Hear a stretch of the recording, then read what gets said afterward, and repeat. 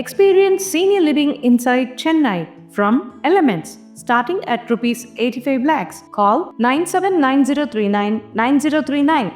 மதுரையில் அரசு கல்லூரி வளாகத்திலேயே மாணவிகளை தெருநாய் கடித்த சம்பவம் அதிர்ச்சியை ஏற்படுத்தியுள்ளது. மதுரை கோரிப்பாளையம் பகுதியில் அரசினர் மீனாட்சி மகளிர் கலை கல்லூரி செயல்பட்டு வருகிறது.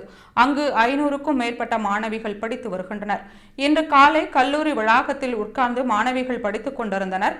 அங்கு சுற்றித் திரிந்த ஒரு தெருநாய் மாணவிகளை விரட்டியது. அப்போது தப்பி ஓட முயன்ற மாணவிகளை தெருநாய் கடித்தது. இதனால் மாணவிகள் அலறி அடித்து ஓடினர். அதில் 4 மாணவிகளுக்கு கை கால்களில் பலத்த காயம் ஏற்பட்டது. உடனடியாக 108 ஆம்புலன்ஸ் வரவழைக்கப்பட்டு ராஜாஜி அரசு மருத்துவமனைக்கு சிகிச்சைக்காக மாணவிகள் அழைத்துச் செல்லப்பட்டனர். பின்னர் மாநகராட்சி கல்லூரி நிர்வாகம் கொடுத்த புகாரின் பேரில் வளாகத்தில் சுற்றித் திரிந்த 5 தெருநாய்களை நாய்பிடிக்கும் வாகனம் மூலம் மாநகராட்சி அலுவலர்கள் பிடித்துச் சென்றனர்.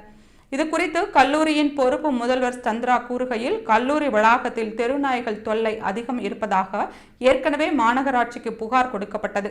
ஆனால் மாநகராட்சி எந்த நடவடிக்கையும் எடுக்கவில்லை. இப்போது தெருநாய் கடியால் 4 மாணவிகள் பாதிக்கப்பட்டுள்ளனர்.